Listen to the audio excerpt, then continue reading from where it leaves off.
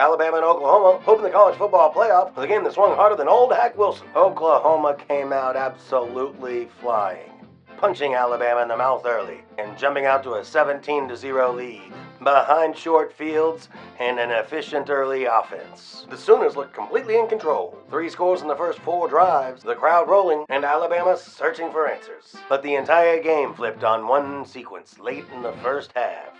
A whiffed bell ringing punt block gave Alabama life, leading to their first points by way of field goal. Then on the very next drive, Oklahoma quarterback John Mateer threw a pick 6, tying the game right before halftime. And that moment caused such a momentum shift, I thought I felt the tectonic plate shift under my feet. Coming out of the break, Alabama looked like a completely different team. The Crimson Tide defense absolutely suffocated Oklahoma, stacking up 5 sacks from 5 different players. 1, 2, 3, 4, 5. Ty Simpson didn't need to be spectacular. He just needed to be steady. And Alabama kept getting short fields thanks to that defense. The Tide ripped off a 24-0 run, turning a 17-point deficit into a 34-24 victory. The first road win in college football playoff history. Oklahoma, which had controlled the first quarter and a half, never found its rhythm again. From that point, Alabama controlled the line of scrimmage, controlled the clock, and controlled the rest of the game.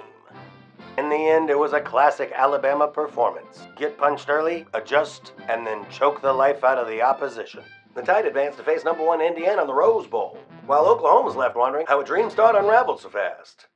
Miami and Texas A&M delivered the kind of college football playoff game that only true sickos could love. A defensive rock fight in front of the 12th man that stayed scoreless for an entire half. The first time that's ever happened in a CFP matchup. Both teams traded mistakes early. Missed field goals, a lost fumble, stalled red zone trips, and a whole lot of punts swirling in a windy Kyle Fieldhouse. The Aggies had the crowd, the energy, and the field position advantage early, but Miami's defense refused to crack. Freshman safety Bryce Fitzgerald set the tone with tight coverage and would later become hero of the day. The Hurricanes finally broke the seal on the opening drive of the second half, leaning heavily on running back Mark Fletcher Jr., who rushed for a career-high 172 yards, including a 56-yard burst that flipped the field and set up Miami's first points. Even then, Miami kept leaving points on the field. 1, 2, 3 field goals on the day. With the game tied 3-3 deep in the fourth, Miami turned to its young playmakers. After Fletcher calmed down freshman receiver Malachi Toney following a costly turnover by way of a fumble, the Hurricanes went right back to him and he delivered. Tony took a sweep around the edge for 11 yards and a touchdown with under 2 minutes to play, finally giving Miami a 10-3 lead. Texas A&M wasn't done. Marcel Reed marched the Aggies down the field for a frantic final drive, reaching the red zone with a chance to tie or even win it.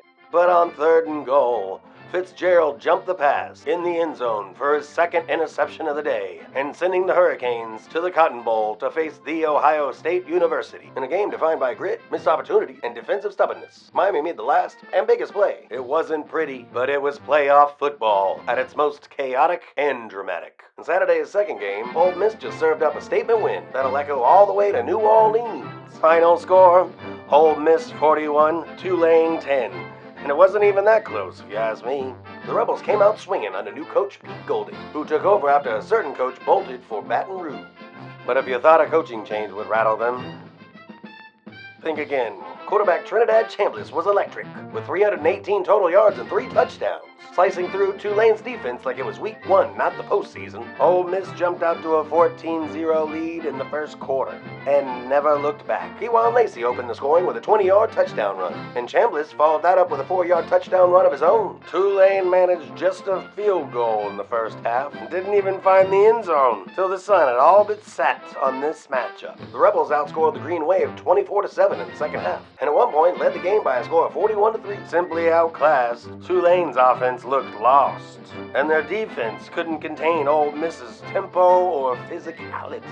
With the win, Ole Miss punches its ticket to the Sugar Bowl for a quarterfinal showdown against Georgia on January the 1st. And if Chambliss keeps playing like this, the Rebels might just crash the SEC party with an interim coach.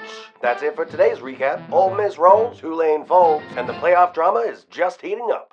Welcome back, playoff junkies. And if you were hoping for a Cinderella story out of James Madison, Oregon just shattered that slipper out there on the turf. And it felt like Oregon had the accelerator down from the kickoff. Dante Moore was surgical. 4 touchdown passes, including 2 bombs to Malik Benson that had Autzen Stadium rocking and rolling, as the kids will say. Oregon racked up 528 total yards and nearly 7 yards per play. James Madison's defense, on the other hand, looked like it was still stuck in the Sun Belt. Not a fun trip.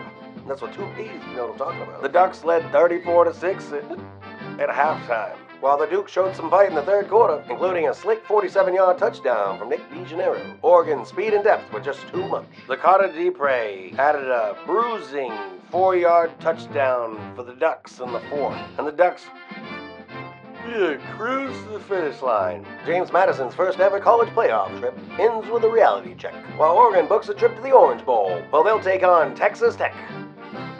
That's it for today's recap. The Ducks fly high, the Dukes bow out, and the playoff bracket is down to just 8 teams vying for the national championship. Be sure to hit that like and subscribe button. It's free and simple for you, but really changes the game for us.